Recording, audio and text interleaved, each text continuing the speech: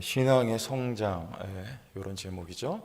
우리 신앙생활이 신앙생활을 잘하는 거, 그래서 믿음이 잘하는 거, 그래서 영성 있는 거, 이게 과연 어떤 의미인지 오늘 말씀 통해서 함께 나눌 텐데요. 오늘 이 나누는 내용은 생명의 삶이라고 하는 우리 성경 공부 책이 있습니다. 미국에 있는 휴스턴 서울교회라고 하는 교회가 있는데요. 거기 은퇴하신 지금 원로 목사가 되셨는데 최영기 목사님이란 분이 이 교재를 쓰셨어요. 지금 한국에 나와 계신데 우리 내년부터 아마 저희 교회에서 저희들 이제 양육 단계가 있는데 아마 초기 양육 단계에 이 교재를 중심으로 제가 여러분들을 이렇게 안내해 드리도록 할 예정입니다. 자원하는 분들 이렇게 하실 수 있고, 또 저희 교회 처음 오신 새 가족분들도 이 교재를 중심으로 이렇게 양육을 같이 하실 거예요. 그 가운데 이렇게 오늘 내용이 좀 좋아서 제가 일부분을 발췌해서 제가 만든 설교가 아니라 이 교재 중심으로 이 안에 있는 내용을 함께 나누는 것이니까 고정 오해 없으셨으면 좋겠습니다. 자, 믿음이 자란다는 거 앞에서 말씀드렸어요. 영적으로 성장한다는 거, 영성이 있다는 거. 여러분, 보통 우리가 이 사람 영성이 있다 그러면 어떤 거 생각하세요? 이 사람 믿음이 잘하고 있다. 뭘 보면 그 사람 믿음이 잘하는 줄 아시겠습니까? 저희 아버님 소천하셨을 때 교회에서 이제 장례팀이 오셨어요. 전도사님, 그리고 어머니 권사님, 그리고 당시에 우리 함께 오셨던 교우들. 그런데 좀 특이한 분이 한 분 계셨는데요. 이제 이렇게 장례를 하면서 기도를 하는데 그분을 소개하면서 그분 이름이 벌써 압권이에요. 아오아리가 이름이래요. 아오아리. 한국 사람입니다, 물론. 왜 그런 이름을 갖게 됐나 했더니 기도하면서 하나님께 받았대요, 그 이름을. 아오아리. 나는 아오아리입니다. 이렇게 소개를 하고 기도하는데 아주 굉장히 영적인 것 같아요. 제가 처음 믿을 때 도사인 줄 알았어요. 막 그래. 한쪽에서 대표 기도를 하면 하나님 아버지 감사합니다, 이 가정에 역사하여 주시고, 그런 이분은 계속 입으로 쉬 그러는 거예요.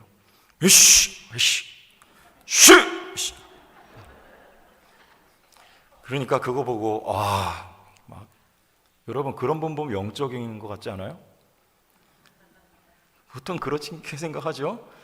영성 있다, 영성 있다, 영적이다. 오늘 성경 보니까 그게 영적인 게 아니라는 거예요. 오늘 우리 읽은 말씀을 보니까 이 고린도 교회가 어떤 교회였대요? 첫째, 언변과 그래요. 모든 언변, 이건 이전 성경엔 구변, 말 잘한다는 거예요. 그러니까 이게 이렇게도 표현할 수 있겠어요. 전도를 잘한다. 언변에 풍성했다. 전도를 잘했습니다. 두 번째는요, 모든 지식에 풍족했다.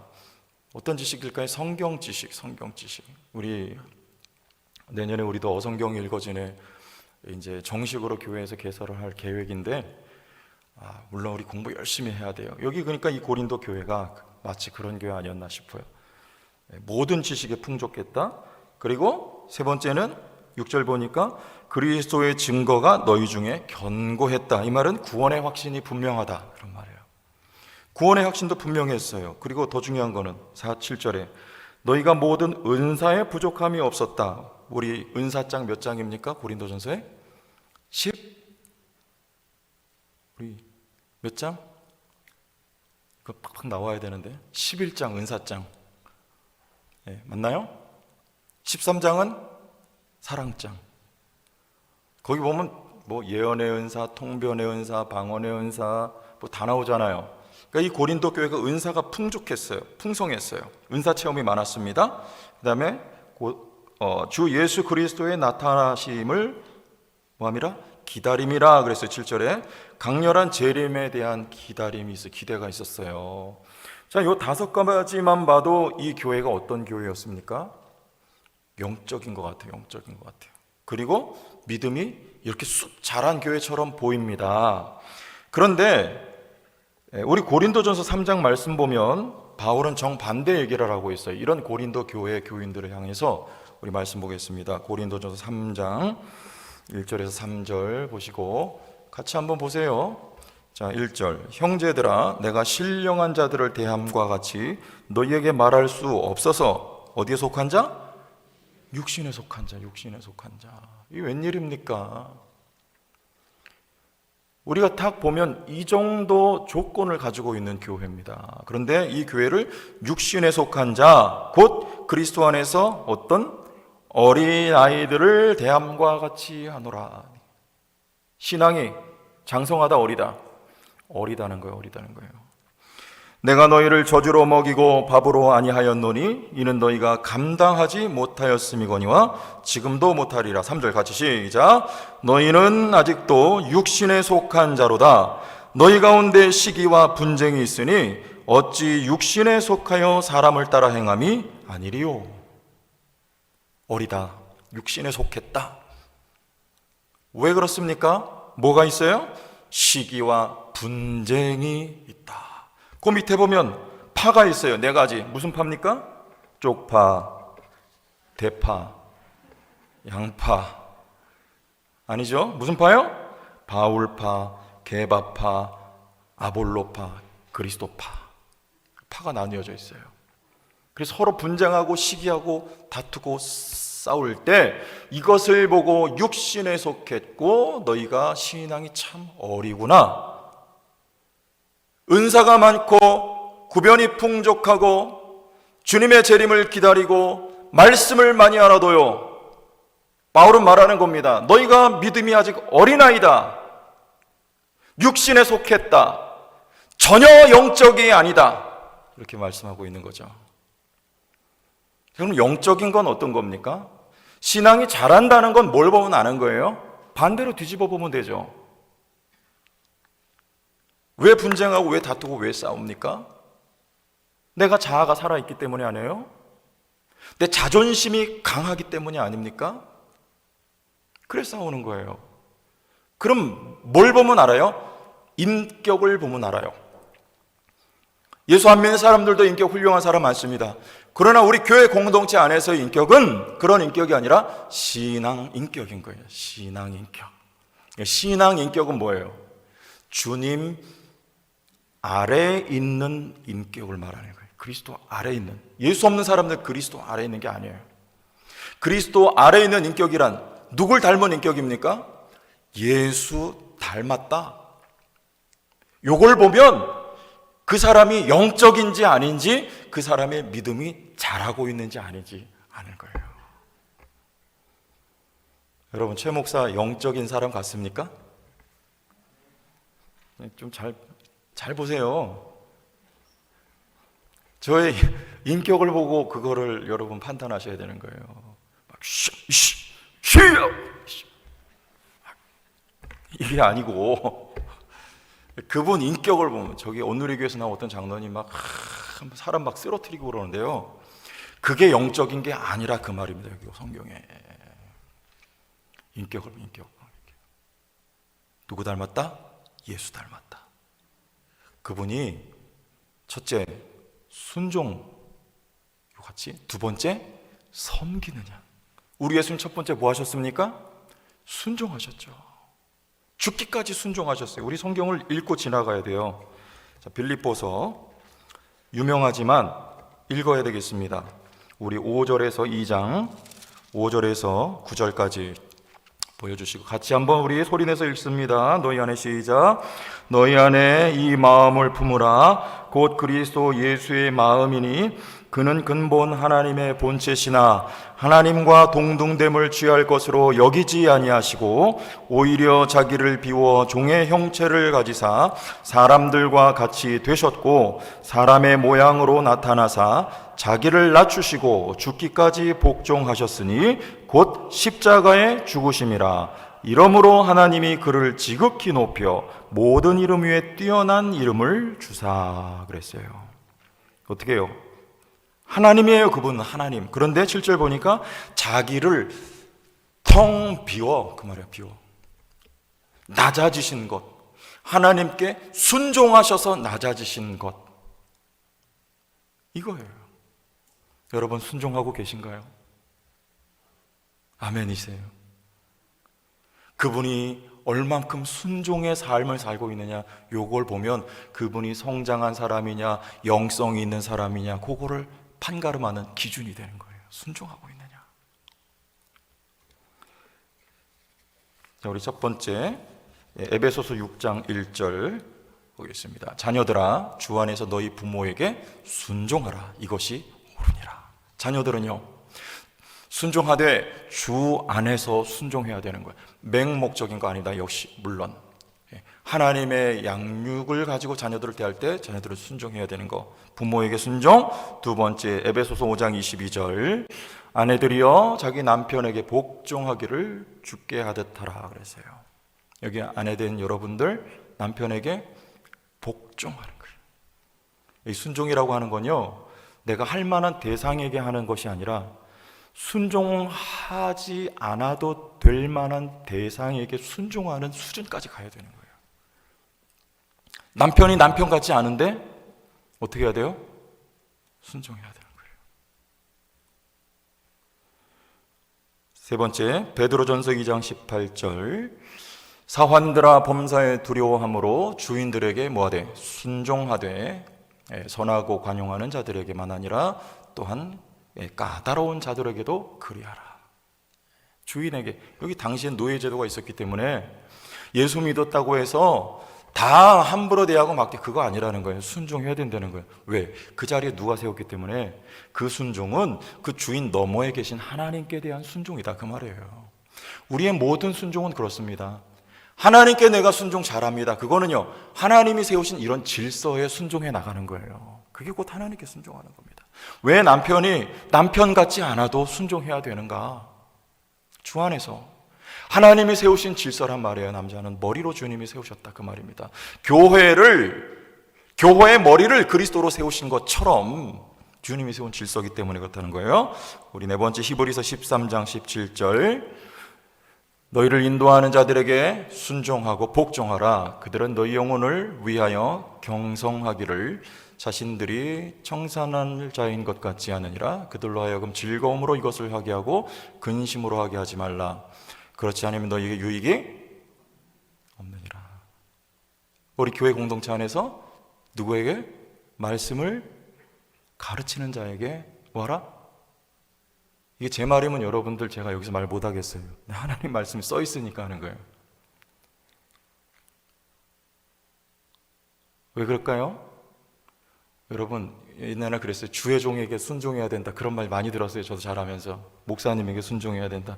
그런데 목사라고 하는 사람에게 순종하는 것이 아니고 목사가 하는 모든 말에 순종하라, 그런 말이 아니에요. 말씀을 가르치는 자가 신앙을 가르칠 때 그거 여러분 어떻게 해야 됩니까? 들어야죠.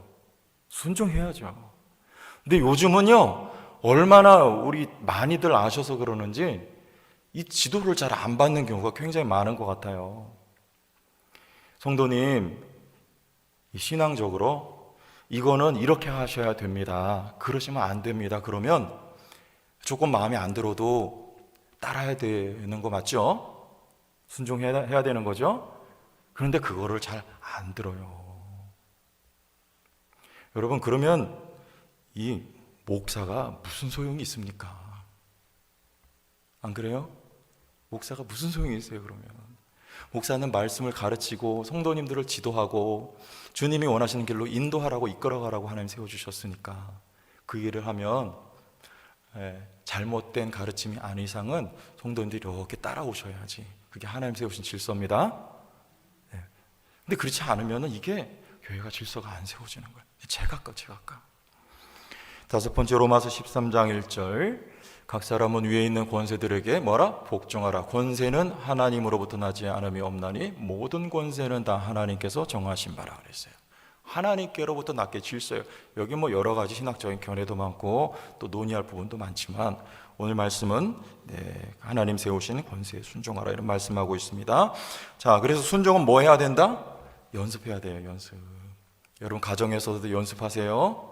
남편들은 아내를 사랑하고 주님이 사랑하신 것처럼 아내들은 남편을 순종하는 연습을 여러분도 하셔야 되고, 자녀들은 부모에게, 교회에서는요 또 순종할 만한 어떤 대상이 아니라더라도 우리가 순종하는 훈련과 연습이 되어야 그 사람이 그런 모습을 보면 이 사람이 영성이 있구나, 이 사람이 믿음이 잘 자라고 있구나, 이것을 판가름하는 기준이 되는 거예요. 그게 병자 고치고 뭐 씩씩거리고 이런 거 아닙니다, 절대로.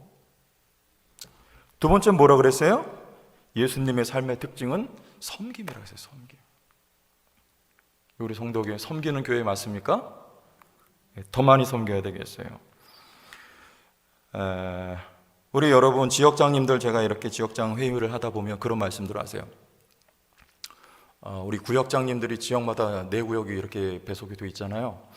그런데 이렇게 잘 연락이 안 되거나 때로는 약간 협조가 안 되는 경우들, 이렇게 출결 파악이 잘 돼서 지역장님들에게 알려주시면 우리 지역장 회의 때 교역자들 다 모여서 이렇게 파악을 하고 다음 주에 신방 예정을 계획을 짜고 이렇게 하는데, 그럴 때가 있어요. 근데 우리가 뭔가를 상대방에게 요구하기 전에 우리가 먼저 다가가서 섬기는 게 좀 있으면 얼마나 좋을까, 그런 생각이 들어요. 여러분 지역장님들은 누구를 섬기는 거예요? 보고받는 입장이기보다 섬기는 입장이에요. 지역장님들은요. 지역장님들 계시면 아멘? 지역장님도 안 계세요? 섬기는 거예요. 구역장님들 계시면 여러분 식사도 좀 같이 하시고, 교회 재정 가지고 하시기보다 여러분 사비 털어서 여기 비빔밥 한 그릇도 괜찮으니까 순댓국 한 그릇 어때요? 구역장님들 모아서 같이 식사도 하고 차도 마시고, 더 좋으면 집에 초대해서 집에서 이렇게 같이 식사도 하시고, 여러분 그렇게 섬겨보세요. 그 구역장님들하고 관계가 어떻게 되겠습니까? 더 좋아지겠죠?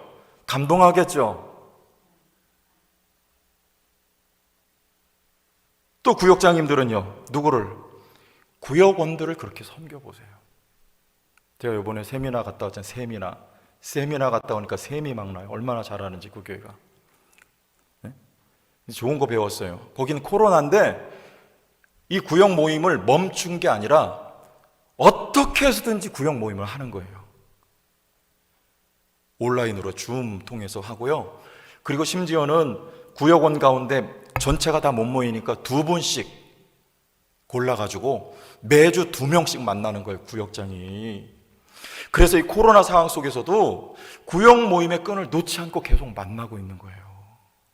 만나서 뭐 예배 드리고 그게 아니에요. 밥 사 먹이고 그 사람 얘기 들어주고 기도해주고 그러는 거예요. 그러니까 구역원들이 감동을 하겠습니까? 안 하겠습니까? 감동하죠. 이 섬기는 거예요, 섬기는 거. 목사는요, 장로님들을 섬기는 거예요, 목사는요. 그 제가 많이 배워왔어요. 우리 장로님들 제가 섬기겠습니다. 장로님들 아멘 해보세요. 아멘. 보고만 계세요. 목사가 장로님들 섬기겠습니다. 제가 식사도 초대하고, 제가 도움 힘 닿는 데까지 섬기겠습니다.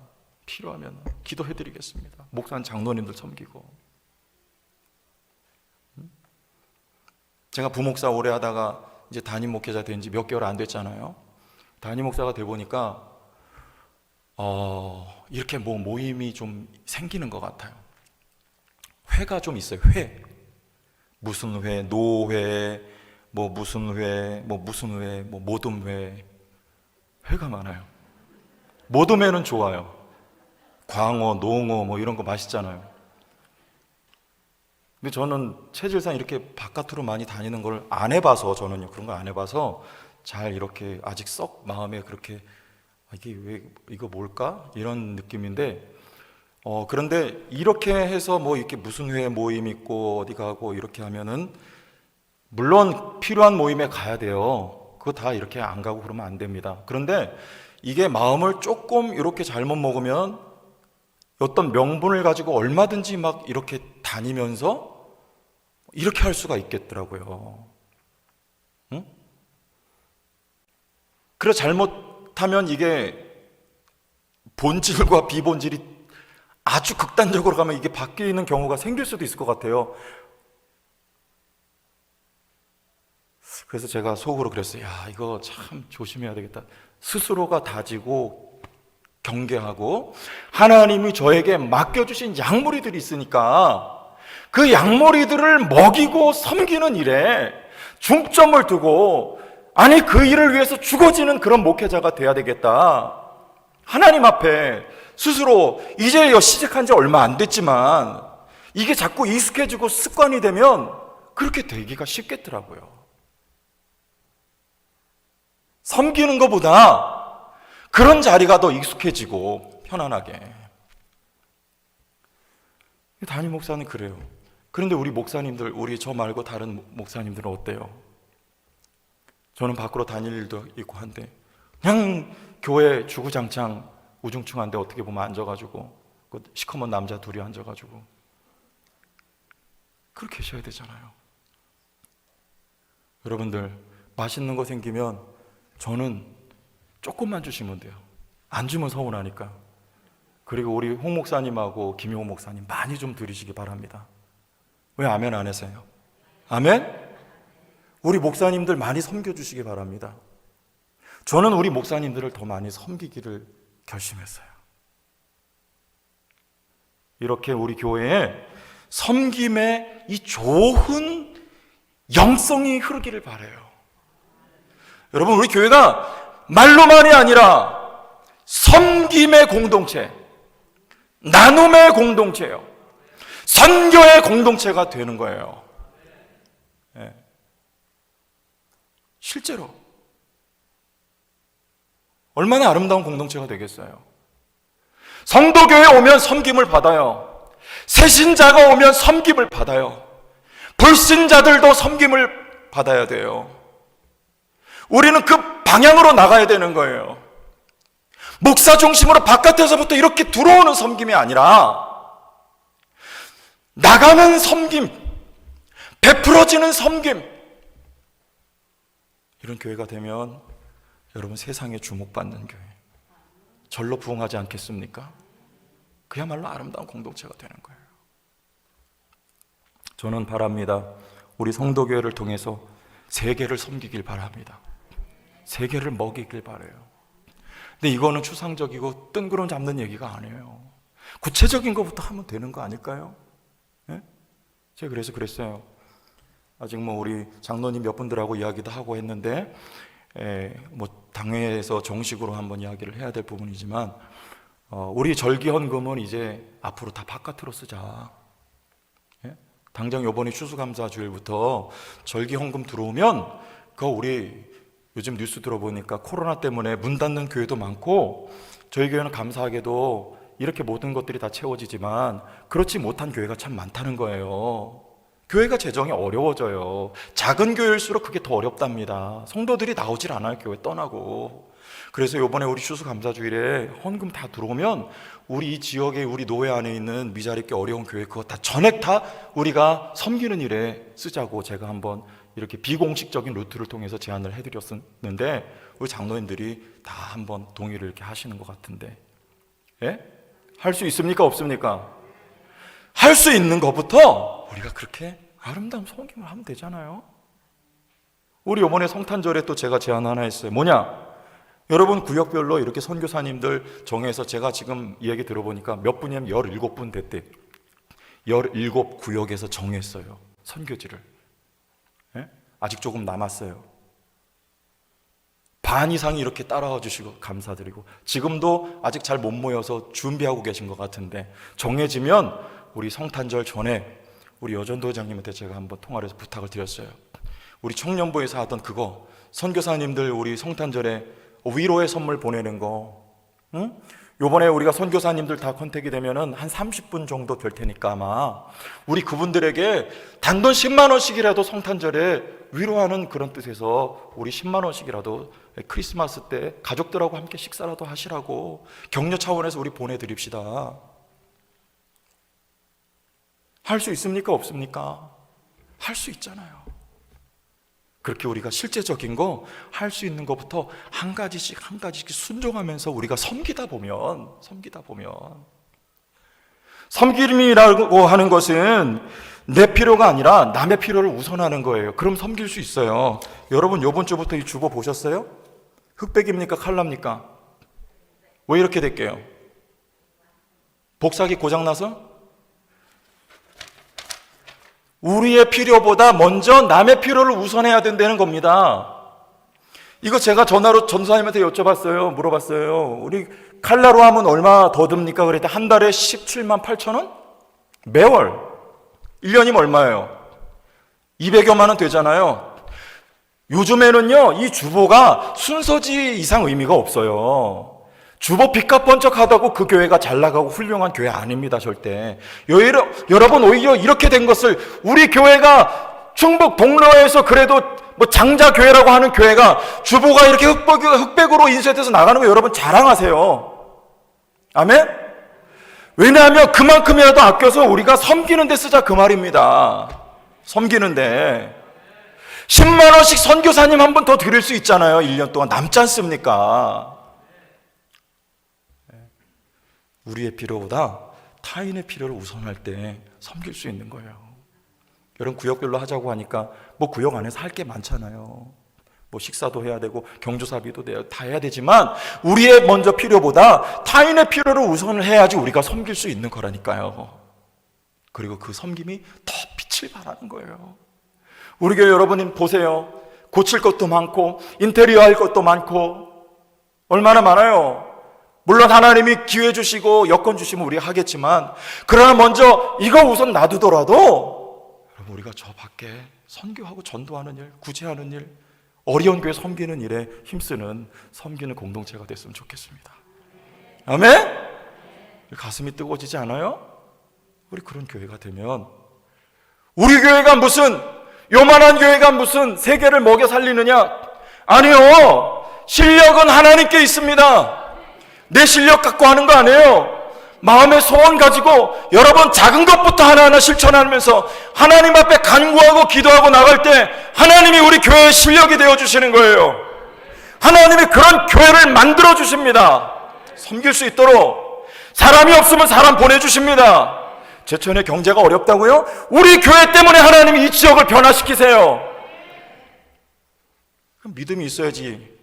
예? 한 번 태어나서 주의 일 감당하다 가는 건데요. 믿음 가지고 여러분 나가시길 주의 이름으로 축원합니다.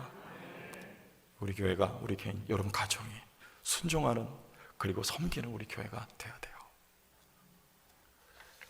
한 가지 더 말씀드릴게요. 근데 요게 이 신앙이라고 하는 게 요게 과정이라는 거예요. 과정. 뭐요? 과정이에요. 그러니까 어떤 사람은 10%만큼 갔어요. 어떤 사람은 30%만큼 성장했어요. 어떤 사람은 70%만큼 성장했어요. 다 달라요.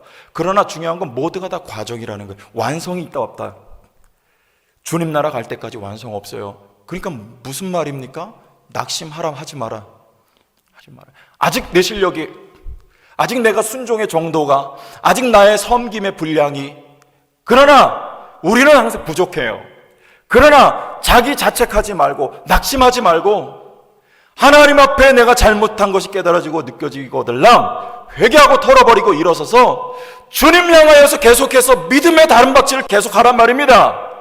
성도 교회가 잠시 잠깐 멈칫하고 잠시 잠깐 잘못된 길로 걸어왔던 길이 있다 하여도 과거 있고 다 털어버리고 이제 표대를 향하여 주님 나라 향하여서 다시 훌훌 털어버리고 걸어가는 공동체가 되기를 바라는 거예요. 예? 우리 바울이 뭐라 그래요? 빌립보서 3장 12절 14절 바울도 이렇게 얘기해요. 다 같이 읽어봐요. 시작. 내가 이미 얻었다 함도 아니요 온전히 이뤘다 함도 아니라 오직 내가 그리스도 예수께 잡힌바된 그것을 잡으려고 달려가노라. 잡힌바된 그것, 어디를 향하여 달려간다는 거예요? 지금요, 이 빌립보서 전체 문맥을 놓고 보면 지금 뭘 말하고 있습니까? 그리스도의 순종을 말하고 있어요. 유오디아 순복의 연합을 말하고 있는 거예요. 교회 지도자들 간에 분쟁이 있을 때. 그러므로 잡힌바된 그것, 그 목표 지점은요, 예수님 닮은 거야. 예수님 닮는 거. 바울도 아직 과정 중에 있어요. 나도 예수님 닮기 위하여, 나도 그 순종의 걸음을 걷기 위하여, 나도 섬김을 다하기 위하여. 이전에 나에게 소중하던 모든 것을 주님께서 텅 비우셨던 것처럼 그것을 배설물처럼 비워버리고 영원 살아나는 것 위하여 나도 달려간다. 과정이다 아니다. 바울 같은 인물도 과정이에요. 하물며 여러분 어떻겠습니까? 여러분 실망하고 납당하지 말고, 완벽주의는 누구 거다? 사탄이 하는, 사탄이. 내가 이렇게 완벽하지 못한데, 내가 이것밖에 못하는데, 하나님은요 이것밖에 못하는 우리를 보시는 것이 아니라 이만큼 하고 있는 것을 하나님이 보신단 말이에요. 못하는 걸 보는 건 누굽니까? 그건 사탄, 원수, 마귀의 관점입니다. 여러분이 못하는 것을 보는 거는 하나님의 관점으로 자신을 들여다보세요. 내가 예수 믿고 10년 동안 이만큼 변했다? 이건 누구 관점이에요? 하나님 관점이에요. 이만큼 변했다, 10년 전보다 지금. 그러나 마귀는요, 또 예수 믿고 10년 됐는데 아직도 이것밖에 안 되냐? 이게 마귀예요. 성도교회야, 40년이 넘었는데 아직도 이거밖에 안 되냐? 이건 누구예요? 마귀예요. 낙심하지 말고 바울처럼 우리는 아직 과정 중에 있는 거니까요. 그러므로 다른 사람 볼 때도 그렇게 보세요. 긍휼히 보세요. 아직 저 사람 과정 속에 있는 거예요. 과정 속에. 나도 마찬가지고요. 자책하지 말고 낙심하지 말고 이 믿음의 길을 계속해서 걸어갈 수 있길 바랍니다. 쉬운 거 아닙니다. 어려운 거예요, 물론. 그러나 도우시는 성령이 계세요. 우리도 순종하면서 나가기를 바랍니다. 그냥 주저앉아 있으면 안 돼요. 은혜라고 가만히 있으면 안 돼요. 우리도 노력해야 되는 거예요. 한 걸음씩 전진해 나가야 되는 거예요. 내 노력이 있어야 성령께서도 역사하신단 말입니다. 설교 준비 여러분 이거 대충 설렁설렁하면요, 은혜로 될 때 물론 있어요. 가끔씩 하나님 도와주셔서. 그런데 그러면 대부분 그냥 물 같은 설교하고 말아요. 그런데 밤새도록 제가 머리가 여기 없잖아요. 머리 쥐어짜고 뜬 눈으로 밤을 하얗게 지새울 때요, 하나님의 성령이 그 가운데도 역사하셔가지고요, 그날 설교는 홈런 치는 거예요. 그날은요. 뭐 할 때? 노력할 때. 내 노력 몇 %? 100%. 하나님의 은혜 몇 %? 100%.